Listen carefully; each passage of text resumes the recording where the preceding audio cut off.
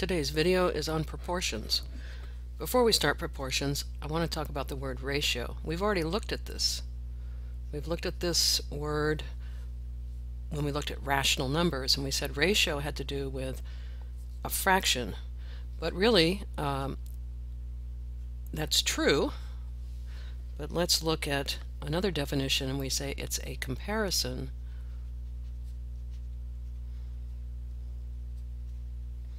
of two quantities.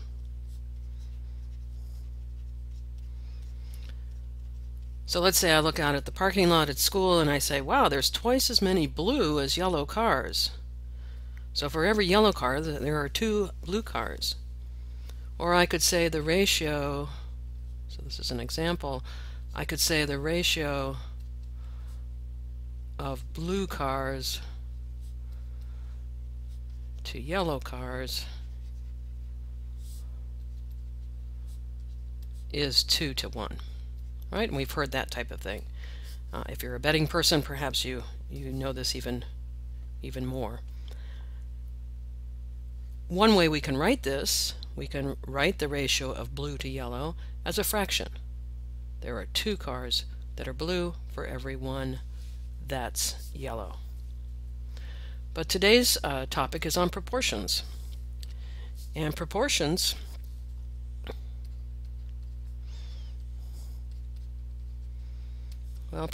say, this is my little symbol for proportions mean 2 ratios, so 2 fractions, 2 ratios are equal. That's all a proportion is. We're looking at 2 ratios and we're saying they're equal. So if I have a fraction a over b, and I say that's equal to c over d, that would be a proportion. So an example here would be something like something we know. Let's say 1/2 we know is equal to 2/4. Right? 2 different fractions, but they're certainly equal. So we want to solve these proportions, but let's recall before we start that, and I'll solve a problem with you in a minute, but let's recall solving linear equations.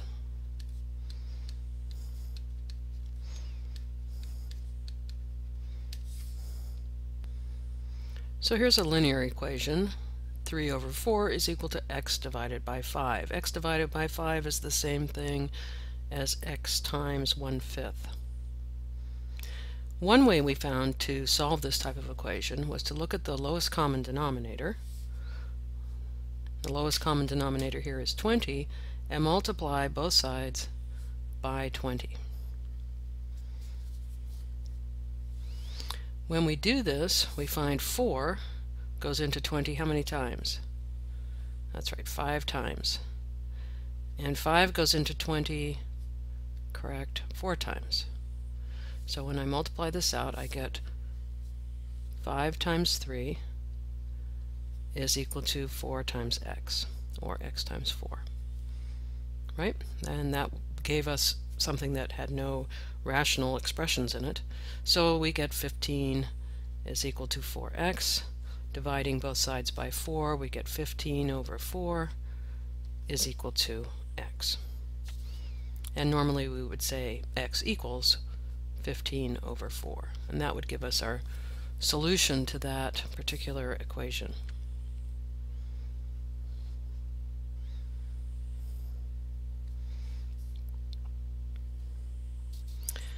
But let's look at this particular, let me highlight it here. Let's look at this particular equation right here. 5 times 3 is equal to 4x. And I'm going to write down my problem again. 3 over 4 is equal to x over 5. And notice that x is in the numerator, and we have 2 sort of parallel bars which we call an equal sign. If I have one fraction equal to another, in the same way that I have proportion. Notice I haven't added anything to either one of these sides, right? It's just one fraction equals another fraction. And if I take this 3, I'll start here with 3, and I'll multiply it right across that equal sign. I'll multiply it by the 5. So 3 times 5, and notice it gives me this left-hand side. And then I write down the equals, and I'm going to go in the other direction now and say, pick up the 4 and multiply it by x. So I'm taking a numerator and multiplying it by the denominator on the other side of the equal sign. Then I'm taking the denominator and multiplying it by the other side of the numerator. So we keep switching in this way. And this process is called cross multiplication.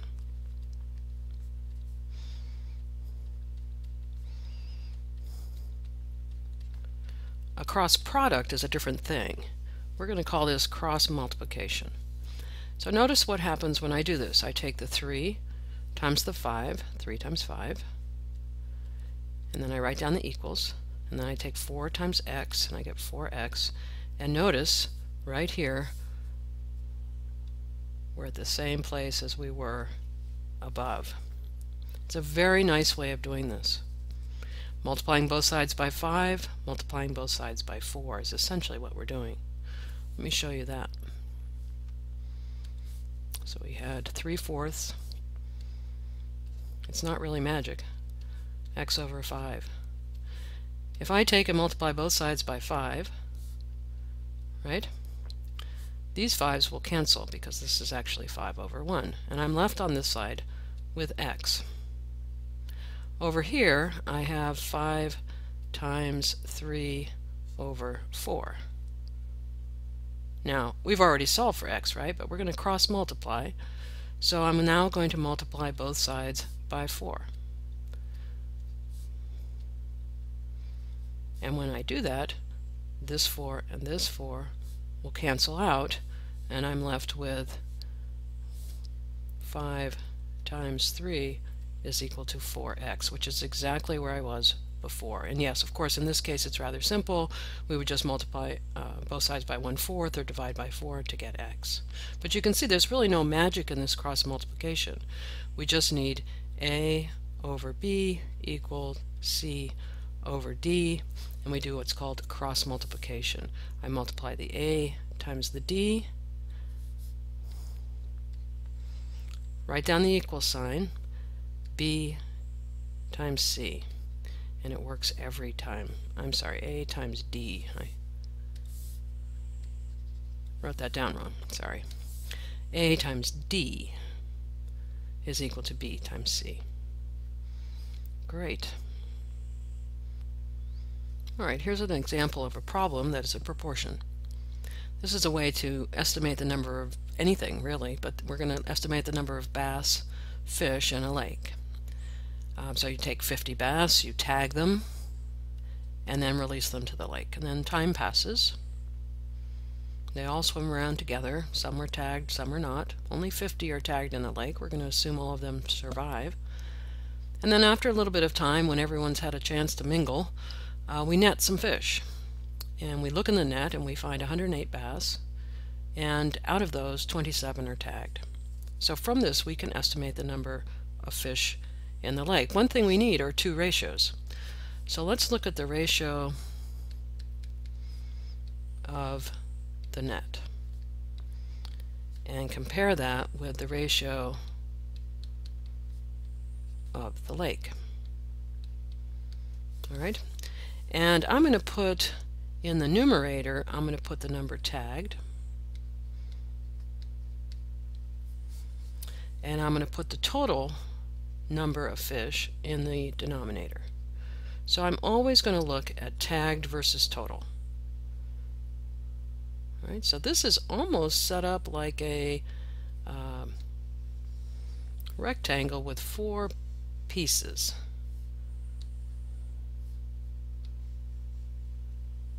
if you think about this. Right here I'm going to put how many in the net were tagged. 27. How many in the net were total? How many total fish? 108. In the lake, how many were tagged? Well, we put in 50, right? And how many total fish are in the lake? Oh, we don't know. That's our variable, total fish. So that's one way of looking at this. I would write this as a ratio, numerator 27 over 108, and I'd say, well, that's equal, it's proportional, 50 over f. Let's cross multiply. We have f times 27, 27 times f is equal to 108 times 50. Come up on the other side here. So f, if I divide both sides by 27, I would get 108 times 50 divided by 27. I can look at 27. I know 7 and 2 is 9, so 3 divides 27, and 8 and 1 are 9, so 3 divides 108, and then if I stare at it for a little bit longer, I realize that 27, well, 7 is, well, this goes in 4 times. Right? 27 goes into 108 4 times. Or you get out a calculator. But we don't really need one. So how many fish? 4 times 50, 200 fish. That's the total number of fish in the lake by setting up a proportion. So our proportion is sitting right here. This is the proportion. And that's where I would start.